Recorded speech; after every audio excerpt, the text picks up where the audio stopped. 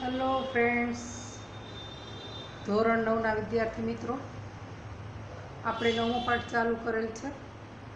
મૂળભૂત હકો, મૂળભૂત ફરજો અને રાજ્યનીતિના માર્ગદર્શક સિદ્ધાંતો, જેની અંદર આપણે સમાનતાનો હક, સ્વાતંત્ર્યનો હક, શોષણ સામેનો હક, ધાર્મિક સ્વાતંત્ર્યનો હક, સાંસ્કૃતિક અને શૈક્ષણિક હક અને બંધારણીય ઇલાજનો હક, આ 6 હકો છે એને મૂળભૂત હકો છે એ બાબત સમજી હતી.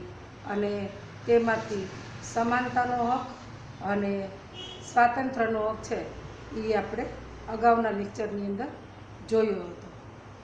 આજે આપણે શોષણ વિરુદ્ધનો અધિકાર એના ઉપર આપણે જોવાનું છે. તો કોઈ પણ વ્યક્તિ છે એ કોઈ પણ વ્યક્તિનું, એક વ્યક્તિ બીજી વ્યક્તિનું કોઈ પણ રીતના શોષણ કરી શકે નહીં, એવી શોષણ વિરુદ્ધ સમાજની જે સ્થાપના છે એનો ઉદ્દેશ છે એ આપણા બંધારણે સ્વીકારેલ છે. અને એ આ શોષણ વિરુદ્ધના અધિકાર દ્વારા સાબિત થાય છે. મનુષ્યનો વેપાર, અત્યારે તો એ બધું છે જ નહીં, પણ પહેલાં હતું. વેટ પ્રથા, દાસત્વ, બળજબરીથી કરાવાતી કોઈ પણ પ્રકારની મજૂરી, આ બધું અત્યારે પ્રતિબંધિત છે. આ જોગવાઈનો ભંગ કોઈ વ્યક્તિ કરે તો એ શિક્ષાને પાત્ર ગુનો ગણાય છે. અને અનૈતિક હેતુ માટે થઈને કોઈ બાળકનો, સ્ત્રીઓનો વેપાર કરે, બળજબરીથી મજૂરી કરાવવા, મરજી વિરુદ્ધ એની આગળ દાસત્વ કરાવે, વેતન વિનાની મજૂરી કરાવે, આ બધી સદીઓથી આવતી જે વેટ પ્રથા હતી તેનો અંત લાવવાનો છે. કોઈ પણ વ્યક્તિ પાસે વિના વેતનથી કે લઘુત્તમ વેતન કરતાં ઓછા દરે બળજબરીથી કે ફરજિયાતપણે કામ કરાવી શકાય નહીં. આમ છતાં જો કોઈ કામ કરાવવાનો પ્રયત્ન કરે તો એ શિક્ષાપાત્ર ગુનો ગણાય છે. 14 વર્ષથી નાની ઉંમરના બાળકો એને કોઈ કારખાનામાં, ખાણમાં કે જોખમી વ્યવસાયમાં, બાંધકામમાં, ગેરેજ, હોટલ, લારી, ગલ્લા કે ઘરના કોઈ પણ કામે રાખી શકાશે નહીં. આમ બાળમજૂરી નાબૂદી એ કાનૂની હેઠળ શિક્ષાપાત્ર ગુનો જાહેર કરાયો છે. જોકે રાજ્યને જાહેર હેતુઓ માટે લશ્કરી સેવા કે રાષ્ટ્રીય ફરજો, સમાજ સેવાના કોઈ ક્ષેત્રની અંદર ધર્મ, જાતિ, લિંગ, જ્ઞાતિ કે વર્ગના ભેદભાવ વિના ફરજિયાતપણે વ્યક્તિ પાસેથી સેવા લેવાનો અધિકાર સરકારને આપવામાં આવ્યો છે. એ સેવા છે એ સરકાર દ્વારા છે. એ સવેતન કે વેતન વગર પણ હોઈ શકે છે. જ્યારે રાષ્ટ્રને, જ્યારે દેશ જોખમમાં મુકાય ત્યારે સરકાર છે એ NCC-વાળાને, હોમગાર્ડ્સને આ બધાને કામમાં લેતા હોય છે. તો એમાં ધર્મ, જાતિ, લિંગ, જ્ઞાતિ કે કોઈ પણ પ્રકારનો ભેદભાવ રાખ્યા વિના ફરજિયાત તેઓની પાસેથી સેવા લેવાનો અધિકાર છે. ચોથો છે ધાર્મિક સ્વાતંત્ર્યનો હક. આ બાબત તો આપણે અગાઉ જોઈ ગયા છીએ કે ભારતની અંદર, ભારત છે કેવો દેશ છે મિત્રો? બિનસાંપ્રદાયિક. તો બિનસાંપ્રદાયિક રાજ્યની અંદર કોઈ પણ નાગરિકને પોતાના મન પસંદગીના ધર્મ પાળવાની છૂટ છે. એને જે ધર્મની અંદર રુચિ હોય, જે ધર્મમાં રસ હોય, જે ધર્મની અંદર શ્રદ્ધા હોય એ ધર્મ છે એને માનવાનું. એટલું જ નહીં, એનું પાલન કરવાનું. એટલું જ નહીં, એનો પ્રચાર કરવો હોય, પ્રસાર કરવો હોય, એ માટે શૈક્ષણિક સંસ્થાઓ સ્થાપવી હોય. તો આ બધી જ છૂટ બંધારણે તેને આપી છે. અને પ્રચાર પ્રસાર કરવાનો અધિકાર છે એ બંધારણે આપ્યો છે. તો આ સ્વતંત્રતા જાહેર વ્યવસ્થા, નીતિમત્તા કે સ્વાસ્થ્યના વાંધો ન પહોંચાડે ત્યાં સુધી વ્યાજબી રીતે નિયંત્રણમાં રહી અને જો સ્વતંત્રતાનો અધિકાર ભોગવે તો સરકાર એમાં કોઈ પણ પ્રકારના રિસ્ટ્રિક્શન લેતી નથી, કેમ કે દરેક પોતાની મર્યાદા જાણીને રહે, મર્યાદા સમજીને રહે તો કાંઈ પ્રશ્નો ઉપસ્થિત થતા હોતા નથી. ધાર્મિક ક્રિયાકાંડો, પ્રાર્થના કે પૂજા કરવાના સ્વાતંત્ર્યનો સમાવેશ થાય છે. પણ મિત્રો, માનો કે કોઈ વ્યક્તિ બલિ હોય કે કોઈ બલિ ચડાવવું, આ બધું અત્યારે ધર્મ વિરુદ્ધની વાત છે. તો એની એવું થાય ત્યારે એની સ્વતંત્રતા છે એની ઉપર લગામ સરકાર દઈ શકે છે. ભારતનો રાષ્ટ્રીય ધર્મ કોઈ પણ નથી, અને ભારત છે એ ધર્મ કે સંપ્રદાયના આધારે ચાલતું નથી, બિનસાંપ્રદાયિક રાજ્ય છે. તો રાજ્યનો કોઈ પણ સમુદાય એ ધાર્મિક બાબતોમાં કે ધાર્મિક માન્યતાઓમાં દખલગીરી કરતો નથી અને કરી શકે નહીં. ધાર્મિક અને સખાવતી હેતુઓ માટે સંસ્થાઓ સ્થાપવાનો, દાન, સખાવત એટલે દાન મિત્રો, તો એના હેતુ માટે જે સંસ્થાઓ સ્થાપવાનો, એનું સંચાલન કરવાનું, એનો વહીવટ કરવાની સ્વતંત્રતા છે એ પણ ધાર્મિક સમૂહો છે એને આપવામાં આવેલી છે. કોઈ પણ રાજ્ય જાહેર કરવેરા દ્વારા ઊભા કરાય જાહેર ફંડનો ઉપયોગ કોઈ ખાસ ધર્મ કે સંપ્રદાયના લાભ કે અભિવૃદ્ધિ માટે કરી શકાય નહીં. તો આ વાત આપણે ખાસ ધ્યાનમાં રાખવાની કે કોઈ પણ રાજ્ય છે એ જાહેર કરવેરા દ્વારા જે પૈસા પ્રાપ્ત કરે છે એનો ઉપયોગ એ કોઈ ધર્મ કે સંપ્રદાયની લાભ માટે કે અભિવૃદ્ધિ માટે કરી શકે નહીં. સરકારી ગ્રાન્ટમાંથી ચલાવાતી કોઈ પણ શૈક્ષણિક સંસ્થા હોય જેની અંદર ધાર્મિક શિક્ષણ આપી શકાશે નહીં, અને ધાર્મિક શિક્ષણમાં ભાગ લેવાની કે ધાર્મિક ઉપાસનાની અંદર ફરજિયાત હાજર રહેવાની કોઈને ફરજ પાડી શકાશે નહીં. આ બધી બાબતો મિત્રો સ્વૈચ્છિક છે અને સ્વૈચ્છિકપણે એનું પાલન કરવાનું રહેશે. તો ધાર્મિક સ્વાતંત્ર્ય, કોઈ પણ પસંદગીનો ધર્મ પાળવાનો, શ્રદ્ધા રાખવાની છૂટ છે, અને એનો વિકાસ કરવાની પણ દરેક વ્યક્તિને છૂટ છે.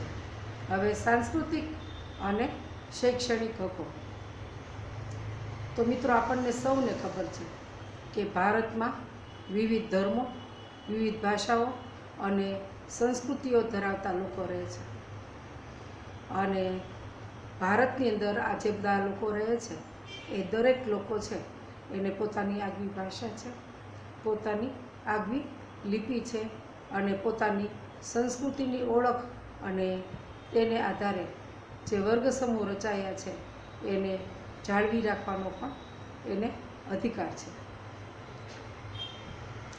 કોઈ પણ શૈક્ષણિક સંસ્થાઓ કે જે રાજ્યની ગ્રાન્ટ ઉપર નિર્ભર હોય અને તેમાં ધર્મ, જાતિ, ભાષા, જ્ઞાતિ કે કોઈ ચોક્કસ કારણસર કોઈ પણ વ્યક્તિને પ્રવેશ આપવાનો ઇનકાર કરી શકાશે નહીં. તો જે રીતના સાંસ્કૃતિક અને શૈક્ષણિક હકોની અંદર સરકારી ગ્રાન્ટ લેતી સંસ્થા છે એ દરેક લોકોને છે એ પોતાની સંસ્થાની અંદર એડમિશન આપવું જ પડે છે. જો કોઈ ઉમેદવાર ચૂંટણીમાં ધર્મ કે જાતિ કે ભાષાના ધોરણે મત આપવાની અપીલ કરે અને પ્રતિનિધિત્વ કરે તો લોકપ્રતિનિધિત્વ ધારાની કલમ 123 મુજબ આ વ્યક્તિ છે એ ગેરરીતિ કરતો ગણાય છે અને તેની પર પ્રતિબંધ રાખી શકાય છે.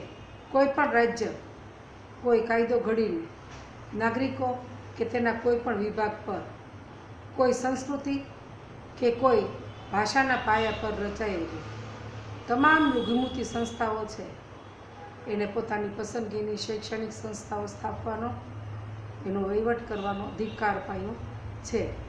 રાજ્ય પર કોઈ ધર્મ, ભાષા પર રચાયેલી લઘુમતી સંસ્થાઓ છે એને રાજ્ય નિધિમાંથી નિધિ એટલે ખજાનો ભંડાર, જે રાજ્યનું ભંડોળ છે એની અંદરથી શૈક્ષણિક સહાય છે કે શૈક્ષણિક શિષ્યવૃત્તિ છે એની અંદર કોઈ પણ કારણોસર સરકાર ભેદભાવ કરી શકે નહીં. અને આવી લઘુમતી સંસ્થાઓની મિલકતનું ફરજિયાત સંપાદન કે પોતાનું હસ્તક લેવા ઈચ્છે તો રાજ્ય જરૂરી વળતર આપીને જ કરી શકે છે. સરકાર આ લોકો છે એ પોતાના હસ્તક લઈ લેવા માગતી હોય તો આ પૈસા આપીને સરકાર લઈ શકે છે. આમ શૈક્ષણિક સંસ્થાઓના સંદર્ભની અંદર જોઈએ તો આ પ્રકારની ખાસ પ્રકારની જોગવાઈઓ કરવામાં આવી છે. હવે મિત્રો છઠ્ઠો હક છે બંધારણીય ઈલાજનો હક. હવે સરકારે તો બહુ સારા કાયદાઓ બનાવ્યા લોકોની ફેવર કરતા, અને ગમે એટલા સારા કાયદા બનાવ્યા એને માટે થઈને મૂળભૂત ફરજો એની હકો માટેની જોગવાઈઓ કરવામાં આવી, પણ આ કાયદા છે એનો અમલ ન થાય તો સ્વતંત્રતાનો કે અધિકારનો કોઈ અર્થ સરતો નથી. તેથી આ હક છે, બધા ઉપરના 5 હક છે, એ 5 હકોનો અમલ કરાવવા માટે થઈ અને સરકારે ખાસ પ્રકારની બંધારણની અંદર જોગવાઈ કરી છે. અને જે અનુસાર મૂળભૂત હકોના ભંગ બદલ માણસ છે એને સીધો વડી અદાલતમાં કે સર્વોચ્ચ અદાલતમાં જઈ શકે છે અને પોતે પોતાનો મૂળભૂત હક છે, પોતાના મૂળભૂત હક માટે માગણી કરી શકે છે. તો સર્વોચ્ચ અદાલત છે એ મૂળભૂત હકોના રક્ષણની અગત્યની ભૂમિકા ભજવે છે. અને આ અંગે અદાલત જરૂરી લાગે તો યોગ્ય પ્રકારના સૂચનો, આદેશો કે એ બધું આપી શકે છે. આજ્ઞાપત્ર આપે, હુકમનામું આપે, આ બધું કાઢવાની વિશાળ સત્તા છે એ વડી અદાલતની અંદર આપવામાં આવી છે. અને એની સામે કોઈ પણ વ્યક્તિ વાંધો લઈ શકતું નથી. મૂળભૂત અધિકારોનો ભંગ થયાની કોઈ રાજ્યની ફરિયાદ કરવામાં આવે તો તેનો યોગ્ય ઉપાય સર્વોચ્ચ અદાલત છે એ પોતે કરી શકે છે. એનું યોગ્ય ઉપાય કરવાનું સર્વોચ્ચ અદાલત માટે જરૂરી છે અને એ માટે પ્રયત્ન કરતે હોય છે. તો બંધારણીય ઈલાજનો હક છે એ સૌથી મહત્ત્વનો છે, કારણ કે આ મત છે, આ હક દ્વારા જ તે વ્યક્તિ છે એ પોતાના અન્ય હકો માટે લડી શકે છે.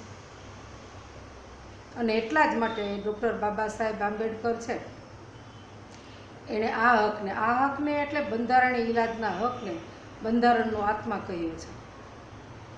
સંસદ કાયદા દ્વારા હુકમો બહાર પાડવાની સત્તા અન્ય અદાલતને સુપ્રત કરી શકે છે. મૂળભૂત અધિકારોનો ભંગ થતો હોય કે અસંગત હોય તો કાયદો ઘડતા રાજ્ય વિધાનસભાને કે સર્વોચ્ચ અદાલતને અટકાવી શકે છે. આમ આ હક કોઈ નાગરિકને પોતાના મૂળભૂત હકોનો ભંગ થવા બદલ અદાલતમાં જવાનો હક અને અદાલતની અંદર પોતાના હકોના રક્ષણ મેળવવા માટે થઈ અને અદાલત સુધી પહોંચવાનો હક ગણવામાં આવે છે. આમ બંધારણીય ઈલાજનો મહત્ત્વ છે આ રીતે ખૂબ વધારે છે, કારણ કે આ 5 હકોને ભોગવવા માટે થઈ અને બંધારણીય ઈલાજનો હક છે કે જેના દ્વારા પોતાને અન્યાય થયો હોય તો ન્યાય મેળવવા માટે થઈ અને વડી અદાલત કે સર્વોચ્ચ અદાલતના દ્વાર ખટખટાવી શકે છે. આમ બંધારણમાં બક્ષવામાં આવેલા મૂળભૂત હકો ભારતીય નાગરિકો માટે થઈ અને આ 6 હકો આપવામાં આવ્યા છે. આ હકો સરકાર એટલે બંને પ્રકારની સરકાર, કેન્દ્ર સરકાર અને રાજ્ય સરકાર એ બંનેને આપવામાં આવ્યા છે. અને મૂળભૂત હકો છે એ બધા સમય માટે બધા નાગરિકો માટે ઉપલબ્ધ હોય છે, ગમે સમયે ભોગવી શકે છે.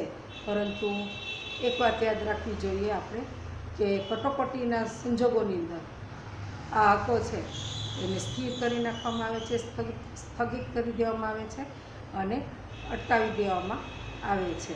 તો કોઈ પણ નાગરિક છે એના મૂળભૂત હકો છીનવાઈ જાય એવો કાયદો છે એવો રાજ્યની અંદર કોઈ પણ રાજ્ય છે એ ઘડી શકે નહીં. પણ એક જ વખત અને એ છે કટોકટીના વખતે ત્યારે તે આ હકો છે એને સ્થગિત કરવામાં આવે છે. તો આપણે હકો તો જોયા, આપણે હકો ભોગવવા માટે તે હોશિયાર છીએ, આપણી ફરજોય છે મિત્ર, અને આ ફરજો છે એ ભોગવવી, એ બજાવવી એટલી જ જરૂરી છે. જેટલા હકો ભોગવવા માટે તૈયાર રહીએ છીએ એટલા તે ફરજો ભોગવવા માટે તૈયાર રહેવું જોઈએ. તો ભારતની અંદર પ્રાચીન સમયથી જ તે લોકો છે એ હકો કરતાં ફરજો પ્રત્યે વધારે સભાન હતા. દરેક પોતાની મર્યાદાની અંદર રહીને કામ કરતા હતા, એટલે અમુક પ્રશ્નો હતા જ નહીં. તો પ્રાચીન સમયના લોકો છે એ હકો કરતાં ફરજો પ્રત્યે વધારે સભાન હતા. પરંતુ જેમ જેમ નાગરિકોને મૂળભૂત હકો આપવામાં આવ્યા છે તેમ નાગરિકોને કેટલીક મૂળભૂત ફરજો પણ આપવામાં આવી છે. અને 1976ની અંદર બંધારણમાં સુધારો કરી અને એમાં ફેરફાર કરવામાં આવ્યો છે. ફરજોનો સમાવેશ મૂળભૂત આપી એટલે કે મૂળભૂત ફરજો લોકોને આપી અને એના દ્વારા લોકોમાં દેશપ્રેમ, રાષ્ટ્રીય ભાવના, ઉચ્ચ આદર્શો, મૂલ્યો પ્રત્યે લોકોમાં જાગૃતિ લાવવી અને રાષ્ટ્રની ઉન્નતિ માટે નાગરિકો છે એને તૈયાર કરવા, પ્રતિબદ્ધ કરવા એ એનો હેતુ હતો. વળી આપણા દેશની એકતા અને અખંડિતતા અને સાર્વભૌમત્વનું રક્ષણ કરવું એ પ્રત્યેક નાગરિક છે એની અંદર પોતાની શક્તિ અનુસાર યથાશક્તિ યોગદાન આપે, જેને કારણે સમાજની અંદર શાંતિ, સલામતી, સદ્ભાવના, સંવાદિતા, કોમી નિખાલસતાની ભાવના આ બધું જાળવવું શક્ય બને. તો પોતાનું કર્તવ્ય, સમાજ પ્રત્યેનું કર્તવ્ય અને દેશ પ્રત્યેનું કર્તવ્ય, તો નાગરિક તરીકેનું, દેશ પ્રત્યેનું અને સમાજ પ્રત્યેનું કર્તવ્ય સમજાવવા માટે થઈ, એને યાદ દેવડાવવા માટે થઈ અને આ મૂળભૂત ફરજો છે એ આપવામાં આવી છે. અને એટલે જ મિત્રો આપણા જે ભણવાના પાઠ્યપુસ્તકો છે એના પહેલાં પાના ઉપર આજે આપણી મૂળભૂત ફરજો છે એ દર્શાવવામાં આવી છે.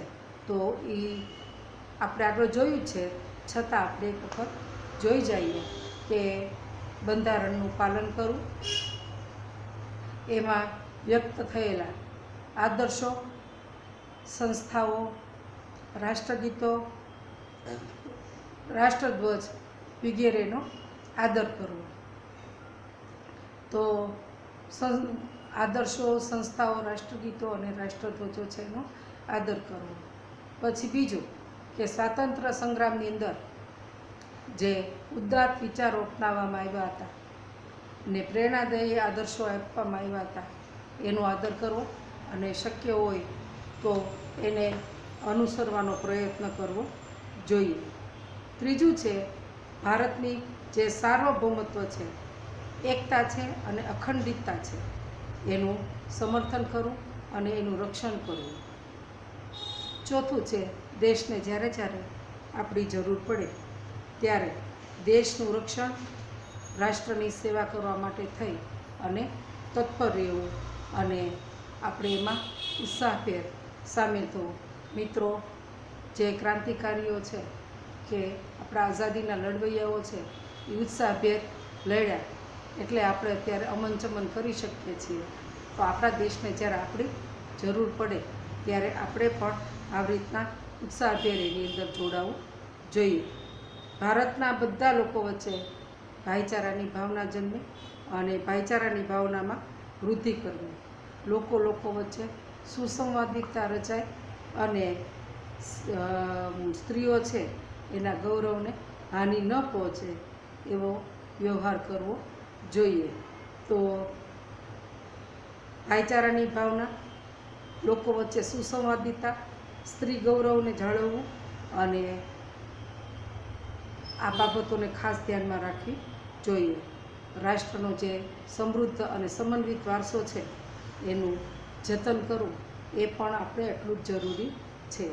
આ સિવાય આપણા કુદરતી કે પ્રાકૃતિક સંસાધનો છે, પર્યાવરણ છે આપણી આજુબાજુનું, જેમાં જંગલો, સરોવરો, નદીઓ, વન્યજીવો સહિત તમામ કુદરતી પર્યાવરણ છે એનું રક્ષણ કરવું અને સમૃદ્ધ કરવું તથા સજીવો પ્રત્યે અનુકંપા રાખવી.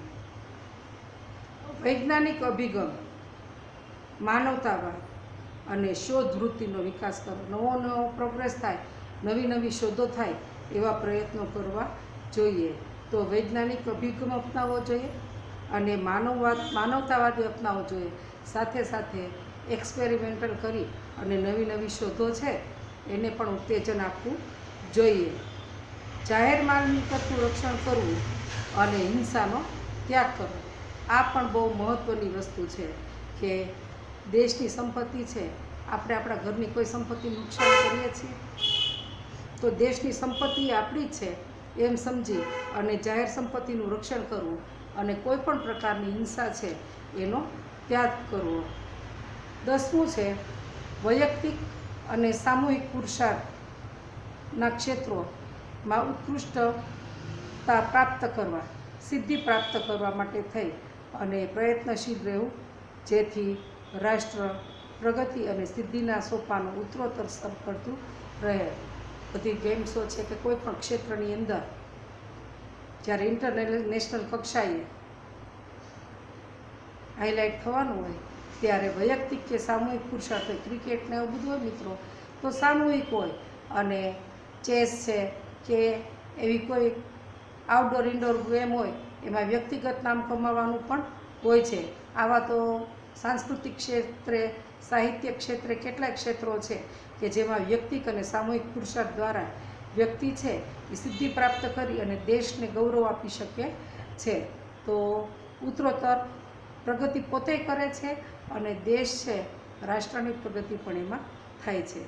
આ સિવાય મફત, ફરજિયાત અને સાર્વત્રિક શિક્ષણ છે એમાં પોતાના પાલ્યને આપવું માતા પિતાની ફરજ રહે છે.